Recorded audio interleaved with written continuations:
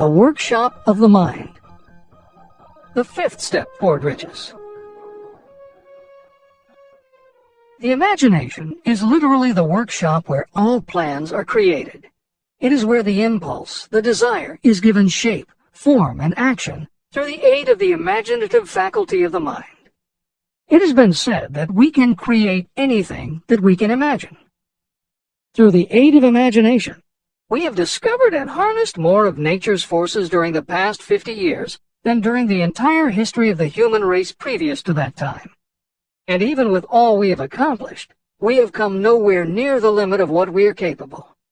Our only limitation, within reason, lies in the development and use of our imagination. The human imagination offers so much possibility. It is as though we have merely discovered that we have an imagination, and have just started to use it in a very elementary way. Two forms of imagination. The imaginative faculty functions in two forms. One is known as synthetic imagination, and the other as creative imagination. In modern usage, the word synthetic has taken on a negative connotation, implying that something is artificial, not the real thing. Today, the word synthesized, which is defined as something made up from component parts, would better describe what Hill had in mind, and has been substituted here accordingly. Synthesized imagination. Through this faculty, you arrange old concepts, ideas, or plans into new combinations. Synthesized imagination does not create anything. It merely works with the material of experience, education, and observation with which it is fed. It is the faculty used by most inventors, with the exception of those geniuses who draw upon the creative imagination when they cannot solve problems through synthesized imagination. Creative imagination.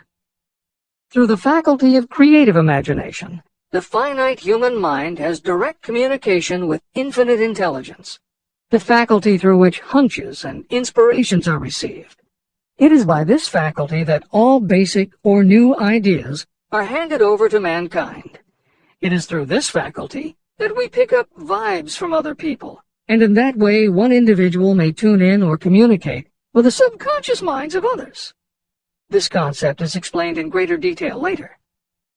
The creative imagination works automatically, but only when your conscious mind is motivated, energized, and working at such a high rate that it becomes very perceptive and receptive, such as when the conscious mind is stimulated through the emotion of a strong desire.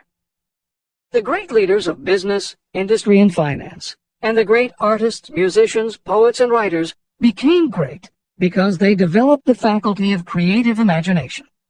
At this point, it should be noted that both kinds of imagination are equally valuable to you, and they work together so seamlessly, it is often hard to tell where one ends and the other begins. For instance, when Jeff Bezos created the idea of Amazon.com, was it synthesized imagination or creative imagination?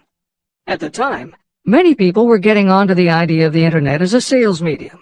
From this, it could be concluded that he was drawing upon experience, education, and observation, which would mean he was using synthesized imagination.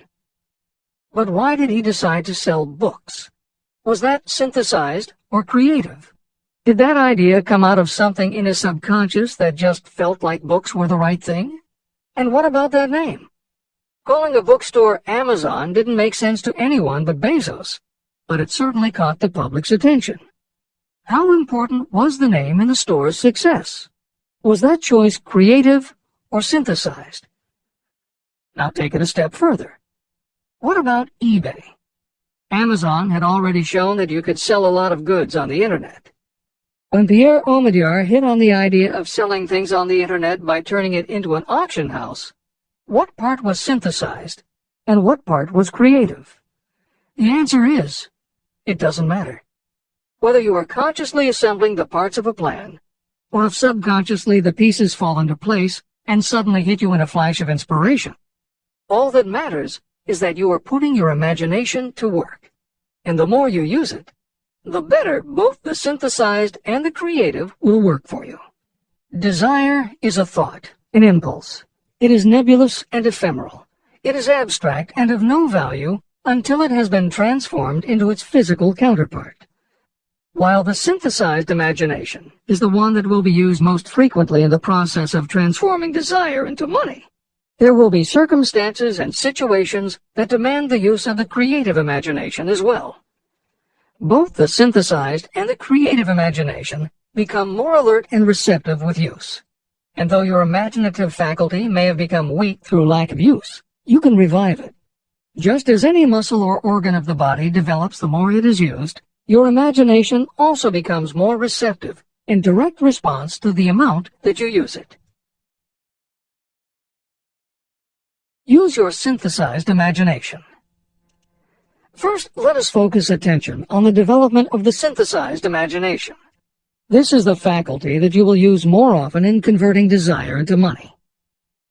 Transformation of the intangible impulse of desire into the tangible reality of money calls for the use of a plan or plans. To make plans, you must use your imagination. Mainly, this will require you to use your synthesized imagination as you draw upon your experience, your education, and your observations. The following is adapted from Hill's later writing and appears in Napoleon Hill's Keys to Success. An excellent example of synthesized imagination is Edison's invention of the light bulb. He began with one recognized fact that other people had discovered.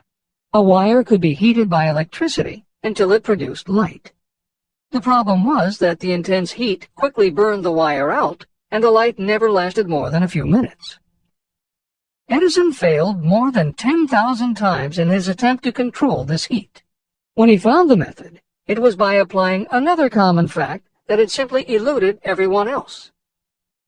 He realized that charcoal is produced by setting wood on fire, covering it with soil, and allowing the fires to smolder.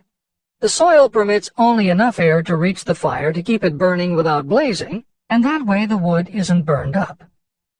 When Edison recognized this fact, his imagination immediately associated it with the idea of heating the wire.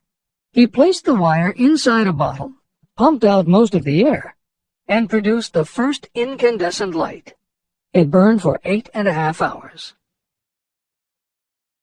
Everything that Edison used to make the electric light was widely known, but the way he synthesized the knowledge changed the world and made him a very wealthy man. W. Clement Stone called the process the R2A2 formula. Recognize and relate, assimilate and apply. If you do that with everything you see, hear, think, and experience, it will give you a new way of looking at familiar things. If you do that, you can achieve what others believe is impossible. Later in this chapter, you will read of other fortunes that grew from even simpler synthesized ideas. And these stories should lead you to conclude that the combination of ideas is nothing that you couldn't have thought of yourself. That alone should start your own imagination synthesizing ideas. However, even though these stories will inspire you, and you will be anxious to get started, this is not yet the point for you to start making plans. Now, read that sentence once more in a slightly different way. The moment I put my plan in writing, I will have definitely given concrete form to my desire. Now read it aloud and realize what you are telling yourself. Desire is only a thought. Through synthesized imagination, your experience, education, and observations will give it shape, form, and action. From the moment you follow those instructions and write out your desire and your plan, you will have actually taken the first of a series of steps that will enable you to convert the thought into its physical counterpart. Synthesized imagination plays a role in every phase of a business plan. In fact, some of the most successful companies actually get started from synthesized imagination. When an entrepreneur, drawing upon his or her education, experience, and observations, takes an idea from one source and gives it a new application. That is exactly what happened with Ruth Handler. She and her husband, along with another partner, had started a small manufacturing company which had evolved into toy manufacturing. The success of their business depended on coming up with new toy ideas. Watching her young daughter at play, Ruth Handler noticed that she was fascinated with cutout books that featured teenage girl or career women paper dolls that she could cut out clothes for. She also knew that little girls loved to play dress-up in grown-up clothes. These ideas, drawn from Ruth Handler's education, experience, and observations, synthesized themselves in her imagination and came together as a new idea. Ruth Handler announced that they should make a lifelike teenage girl doll. Not a paper doll, but a real three-dimensional grown-up doll with a woman's figure, and they could also make grown-up clothes to fit it, so that girls could play dress-up with the doll. In honor of the source of inspiration, Ruth Handler named the new doll after her daughter, Barbie. As obvious as it seems now, until Ruth Handler, no one had the imagination to make and market a doll that looked like a woman, and certainly no one had ever made endless collections of tiny women's fashions for a doll to wear. Previously, we mentioned Jeff Bezos creating Amazon by combining the idea of a bookstore with the internet, and Pierre Omidyar doing the same thing with auctions when he launched eBay. Mary Kay Ash took the idea of women running their own businesses and added the idea of door-to-door sales. Anita Roddick took the trend of all-natural ingredients, combined it with cosmetics, and created the body shop empire. Bernard Marcus and Arthur Blank took the concept of the supermarket, combined it with hardware, and created Home Depot. Thomas Stenberg and Leo Kahn did the same thing with office supplies and launched Staples.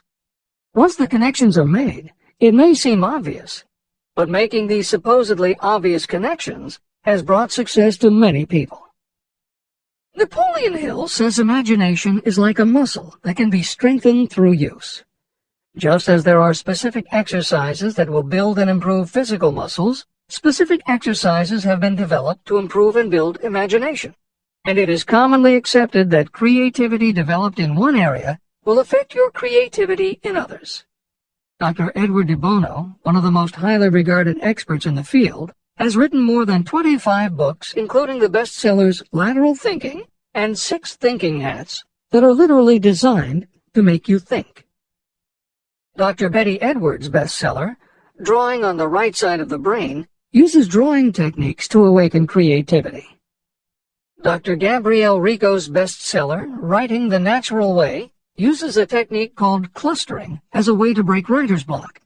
And Tony Buzan uses a similar method for opening your mind that he terms mind mapping. In their bestseller, Super Learning, Sheila Ostrander and Lynn Schroeder show ways to use classical music.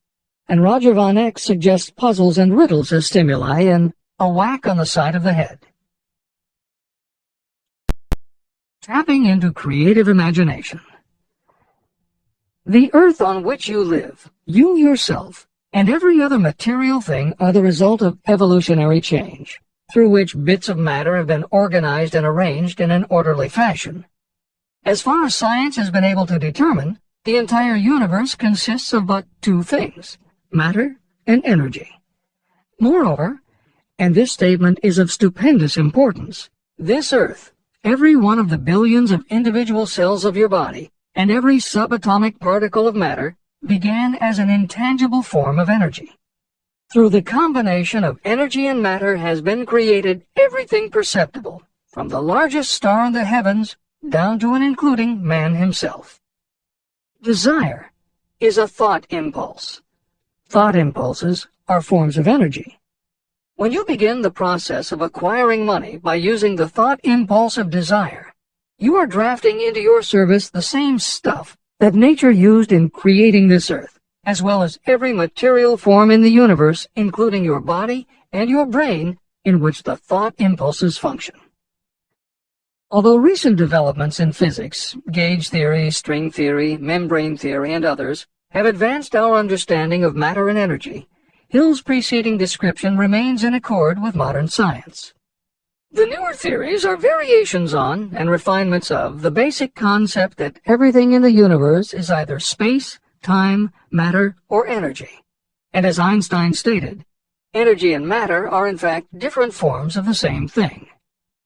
As Hill says, everything from the stars to the solar system to the earth, to you, your brain, and that little spark called a thought, are all the same stuff.